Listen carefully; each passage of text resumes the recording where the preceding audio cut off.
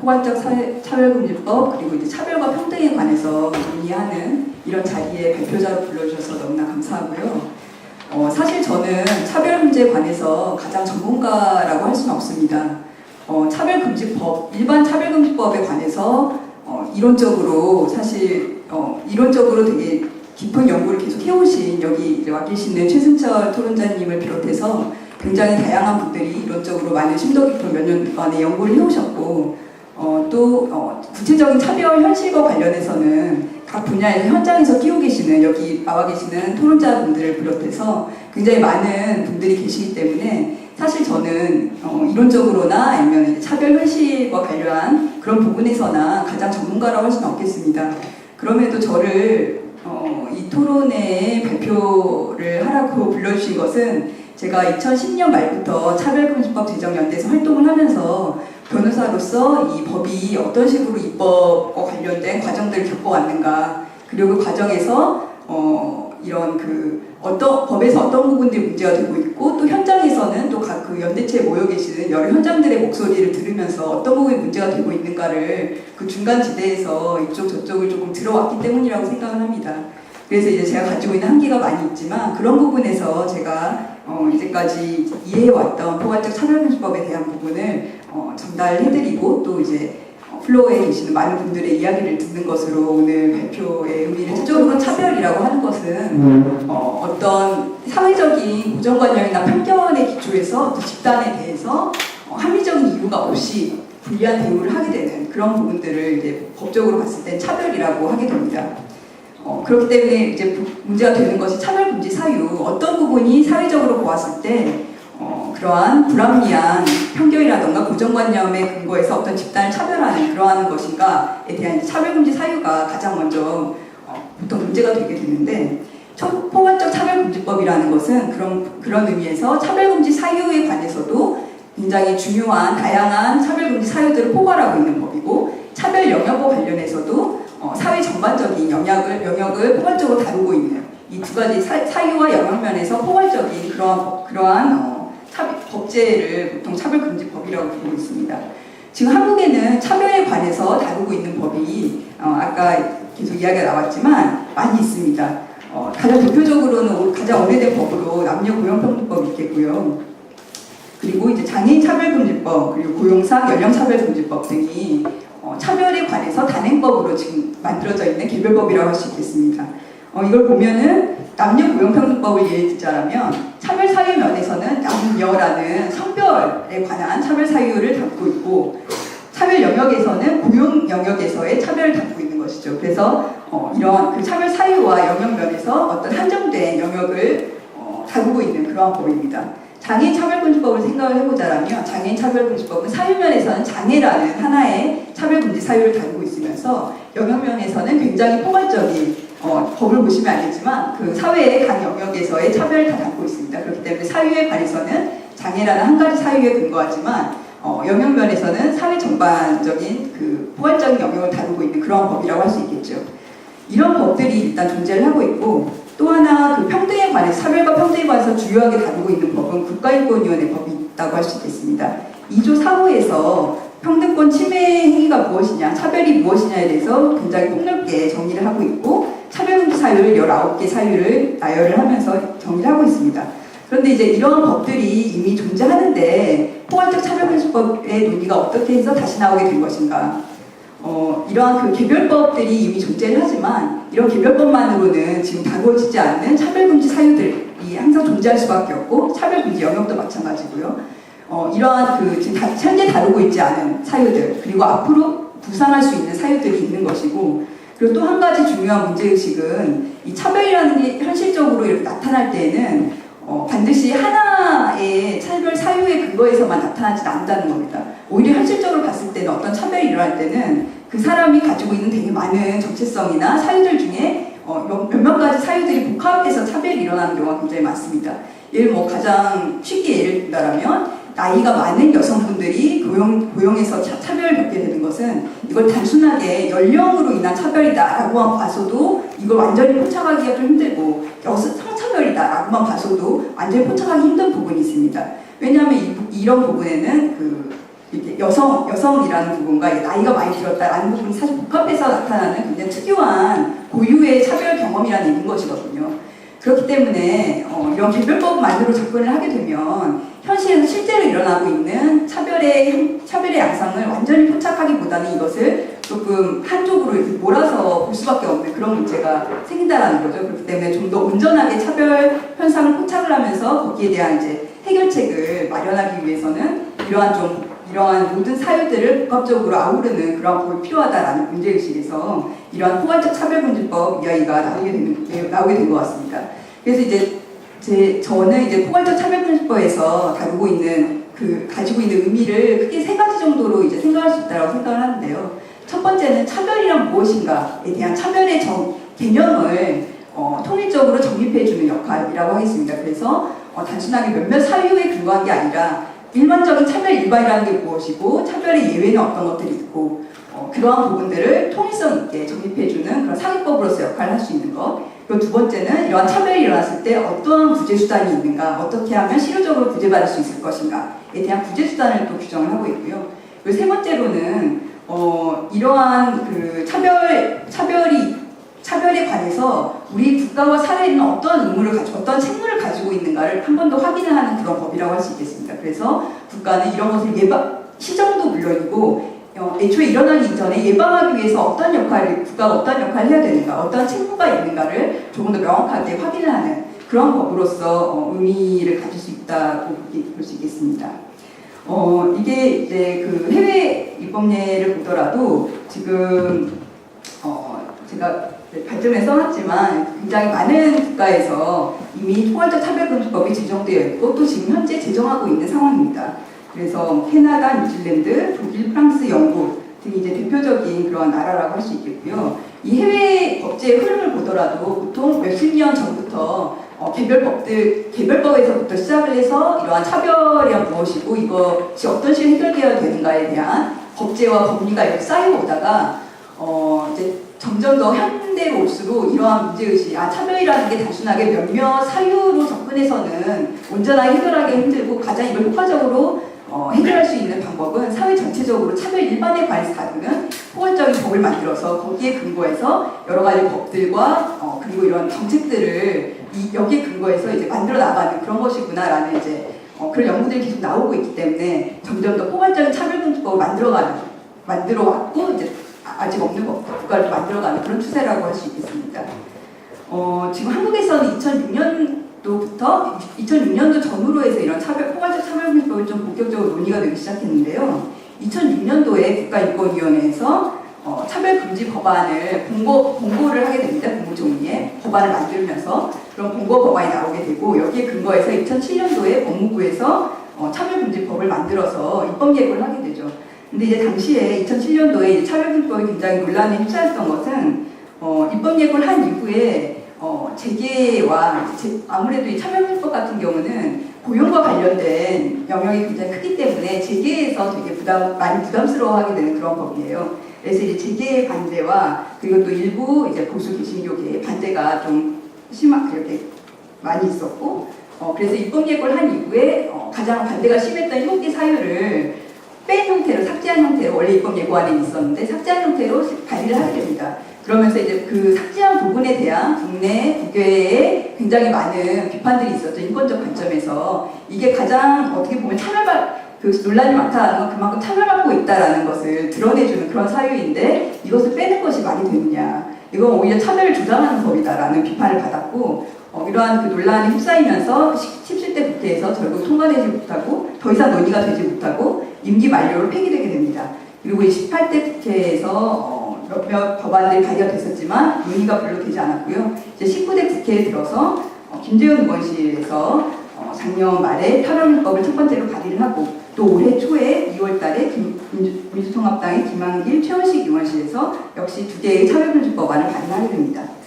그런데 이제 역시 이 법안도 여러 가지 일부 보수 개신교계에 많은 반대가 있으면서 두 달 만에 결국 이제 철회를 하게 되는 좀 이성적인 논의를 하기가 좀 어려운 상황이다. 그렇기 때문에 일단 철회를 하고 올해 하반기에 다시 내겠다라는 이제 입장을 발표하셨고 그러면서 철회를 하게 되었죠.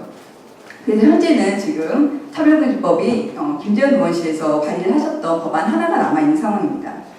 또 한편 그 법무부에서는 지금 국제사회에서 2007년도 이래로 계속 그 유엔에서 각 위원회에서 포괄적 차별금지법을 제정해라. 그리고 그 포괄적 차별금지법에는 그때 이제 논란이 됐었던 사유들이 모두 명시된 형태의 법안으로 반드시 발의를 해야 된다라는 이제 공고를 계속 받아오고 있습니다. 그리고 이제 법무부에서도 정부에서도 이러한 그 국내외 요구에 대응을 해서 올해 포괄적 차별금지법 제정하겠다라는 답변을 국제사회에도 했고 UPR에 관한 입장으로서 밝혔고 그리고 올해 대통령 업무보고에도 이러한 내용이 포함되어 있는 그런 상황입니다. 지금까지 그 한국에서의 논의는 그랬고요. 그래서 사실 그 차별금지법이 실제로 이제 논의가 되기 시작한 건 지금 몇 년이 흘렀지만 지금까지의 논의는 사실 그렇게 심도 깊은 논의가 많이 나아가지를 못했고 이제 사회적으로 논의가 되었던 건 사실상 차별금지 사유에 관한 논란 여기에 많이 그쳐 있었어요. 그래서 지금 포괄적 차별금지법이 이제 본격적으로 다시 논의가 되고 있는 상황인데 정말 많은 논의가 필요한 그러한 상황이라고 할 수 있겠습니다. 관련해서 이제 제가 몇 가지 쟁점만 사실 이제 포괄적 차별금지법은 굉장히 다양한 영역을 다루고 있는 법이기 때문에 내용이 굉장히 방대합니다. 그렇기 때문에 이제 그런 것들을 다 오늘 이 자리에서 보기 힘들겠고요. 사회적으로 좀 가장 그동안 논쟁이 되었었던 쟁점 그리고 이제 많은 분들이 궁금해하셨던 쟁점 몇 가지를 골라서 제가 발제문에 적어 놓았습니다. 첫 번째는 계속 논란이 됐던 차별금지 사유에 관한 것인데요.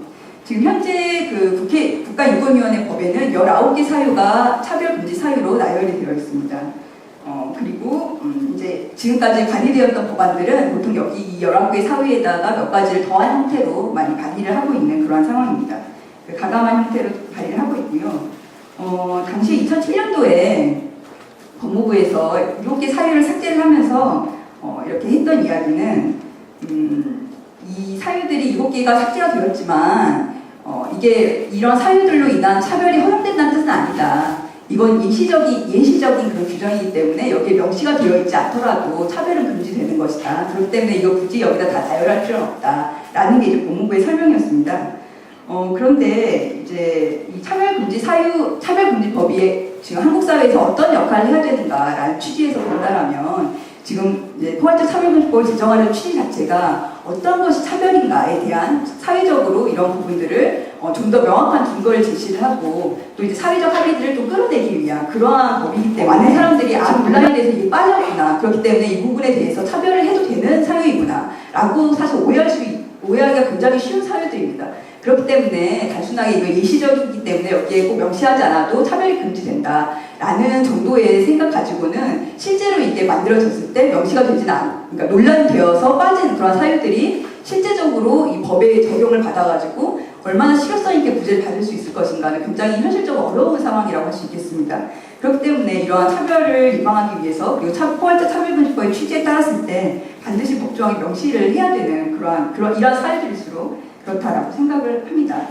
그리고 이제 실제로 이 법을 운영하는 과정에서도 굉장히 중요한 것은 이 차별이 이제 실제 발생했을 때 이제 구제하는 것도 굉장히 중요하지만 그 전에 실제로 이런 차별을 예방하기 위한 여러 가지 사회 정책을 세우는 게 굉장히 중요한데 이러한 그 사유들이 명시가 되어 있지 않으면 아무래도 이 계획들을 세울 때 밀릴 수밖에 없어요. 빠질 수밖에 없어요. 그렇기 때문에 이러한 그 논란이 되고 있는 하지만 그 사회적으로 굉장히 지금 차별이 심각한 이런 사유들을 반드시 명시를 해서 이러한 부분들에 대한 증거를 확실하게 세워줘야 될 필요가 있다고 봅니다. 두 번째로 괴롭힘과 관련해서 이제 그 차별금지 법안에는 차별의 한 유형으로 괴롭힘을 넣고 있습니다. 그래서 인간의 존엄성을 해칠 정도로 어떠한 사람에게 신체적으로나 정신적으로 괴롭히는 사유도 역시 차별이다라고 하면서 이런 규율을 하고 있는 조항이 들어가 있는데요. 이런 괴롭힘이 보통은 이제 자유권 침해, 인권 침해로 많이 이제 접근을 하게 되는데 이게 왜 차별금지법에 차별의 유형으로 들어가 있는가? 이것은 이제 우리 법에만 들어가 있는 것은 아니고 다른 이제 해외의 차별금지 법안에도 많이 차별금지 법제에 보통 들어가 있는 들어가 있는 차별 행위입니다.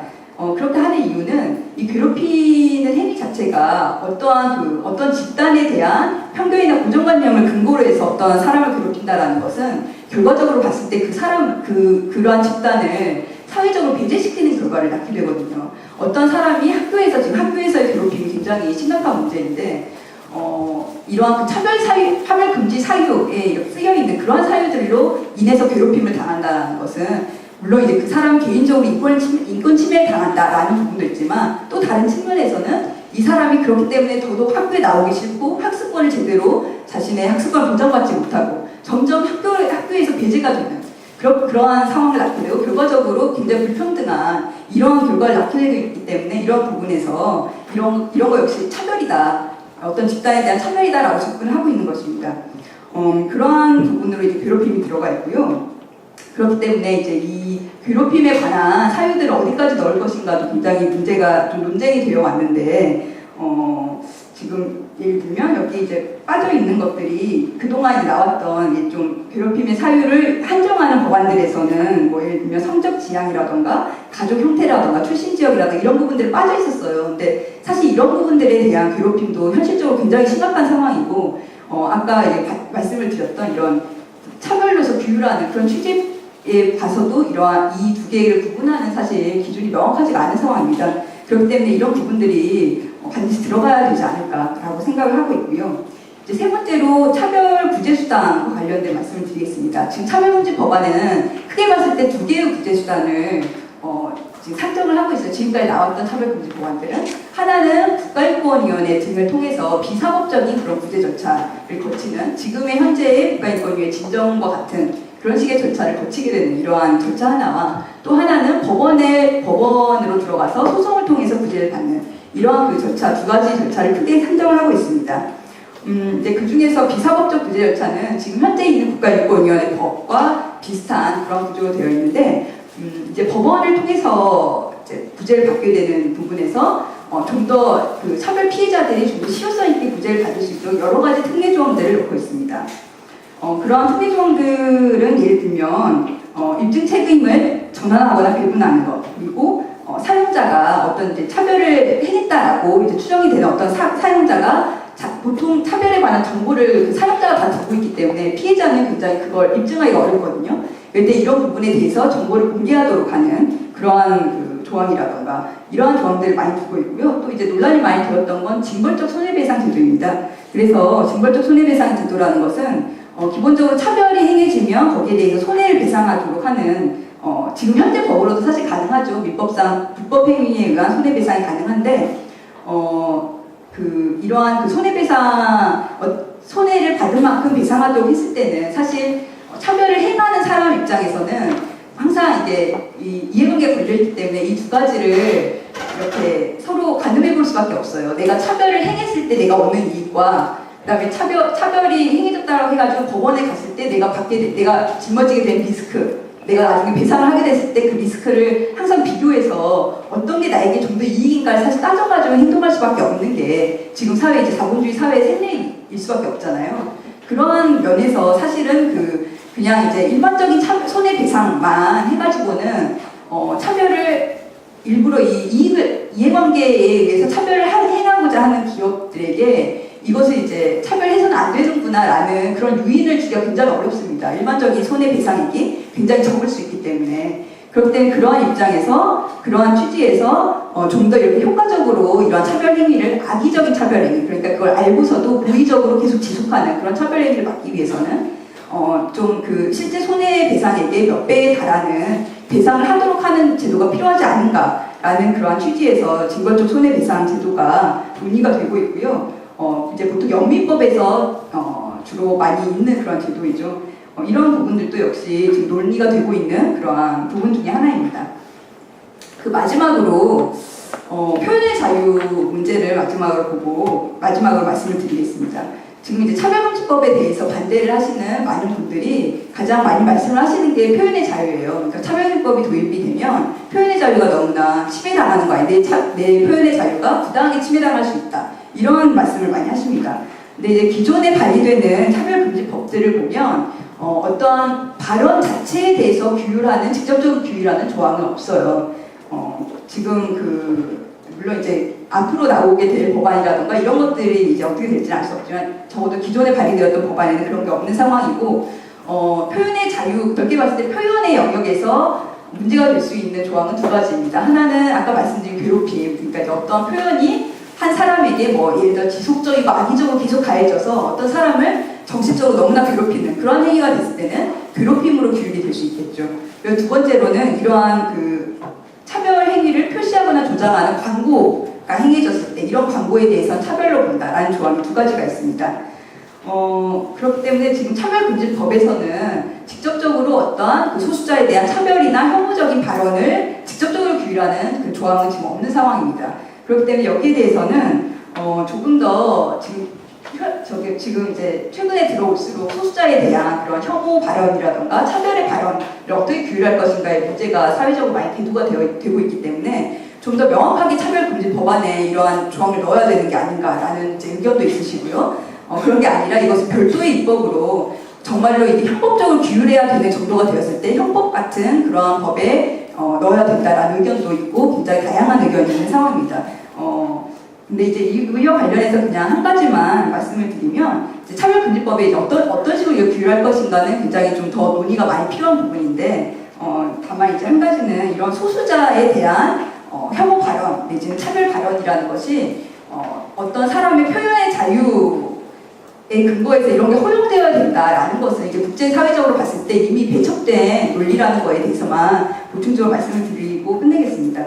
이게 이제 그 표현의 자유를 보장하는 그런 취지 자체는 어떠한 그 사회적 소수자, 그러니까 여러 가지 사람들의 이제 표현의 자유를 더 보장하기 위해서 이런 걸 보장하는 것인데 소수자에 대한 차별이라든가 혐오 발언은 오히려 이제 사회적 소수자를 위축시키게 되죠. 그래서 그 사회적 소수자가 가지고 있는 자신의 표현을 더욱더 할 수 없게 만드는 표현의 자유를 위축시키는 그러한 역할을 하기 때문에 이러한 부분들에 대해서는 표현의 자유로 보호해줄 수 없다라는 것이 지금 확립되어 있는 국제사회적으로 확립되어 있는 그런 법리라고 할 수 있겠습니다. 이런 부분은 이제 좀 과외의 얘기지만 보충적으로 말씀을 드렸고요. 그래서 이제 마무리를 하도록 하겠습니다. 사실 이게 포괄적 차별금지법이 만들어졌을 때 과연 그 차별이 모두 다 해결될 것인가에 대해서는 아까 이제 이렇게 설문조사를 한 것을 봐도 국민의 인식 개선이 이제 가장 지금 시급한 게 아니냐라는 말씀도 많이 나왔었는데 법 자체가 모든 것을 해결해 줄 수 없다는 건 너무나 당연합니다. 근데 이제 단지 포괄적 차별금지법이 필요하다라는 이야기를 계속 이제 서로 사회적으로 계속 논의가 나오게 되는 것은 법이라는 게 만들어져서 이게 모든 게 해결될 것이다 이러한 기대에서라기보다는 포괄적 차별금지법이 만들어졌을 때 우리나라에서 사실은 평등권 논의가 지금 뭐 크게 봤을 때 뭐 자유권, 사회권, 평등권이라고 했을 때 자유권에 관한 논의들은 전통적으로 많이 되어왔지만 사회권이나 평등권에 대한 논의들은 상대적으로 부족했었고 이제 최근에 들어서 이런 부분들이 굉장히 필요하다라는 게 사회적 합의가 모아지고 있는 상황이라고 하겠습니다.